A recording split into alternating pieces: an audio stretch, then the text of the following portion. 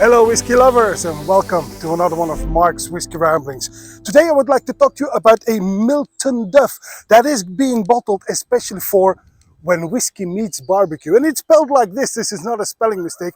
The meats is of course a nod to the fact that there is a barbecue part to this festival when whiskey meets barbecue. Anyway, it's a Miltonduff 13 years old and this is bottled by Asta. And it's the fourth time that Food with Spirit, the organizers of the festival, go hand in hand with Asta for their festival bottlings. And in this case, for this year, they selected a Miltonduff 13 years old from 2011. And it says here it matured on an oak cask. Well, that's a bit... yeah, it would be, wouldn't it? So not much else as information except the fact that it is bottled at 52% ABV. Now, instead of opening the festival bottle already, which I won't do because the festival isn't until mid-June, and it's in Zwijnaarde, near Ghent, my neck of the woods. For me, that's just a 10-minute drive, so I will be there most definitely.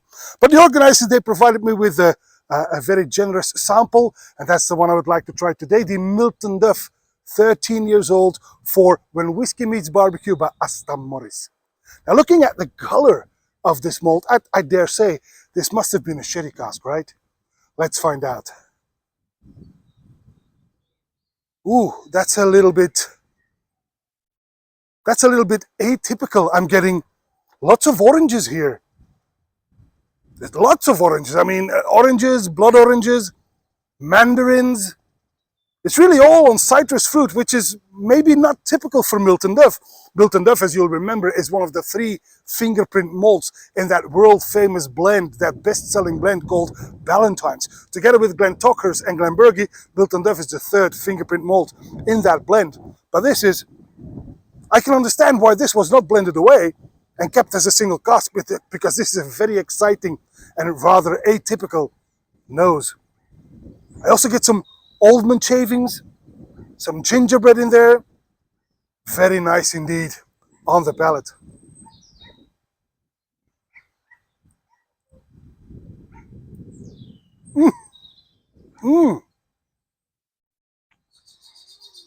It does not need water, I can tell you that up front. It's 52% ABV. Quite quaffable without adding any water. But again, what I'm getting here is all these citrusy fruits. This is almost like a Benedictine liqueur mixed with the triple sec Cointreau, you know? So you get this herbal side on the one hand, you've got these orangey sides, orangey notes on the other hand, and then there's also again that gingerbread, a bit of rye in there, lovely spices, mildly drying.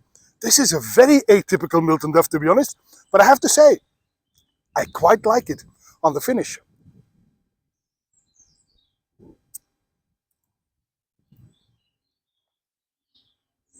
Medium long, slightly drying, very playful. It's a bit candy-like. It's youthful, even though it's already 13 years in cask. It's really exciting. This is a very good selection, and I can imagine this going very well with, for example, ribs on the barbecue. But then, hey, yeah, this is for the festival when whiskey meets barbecue, so that cask selection would make sense.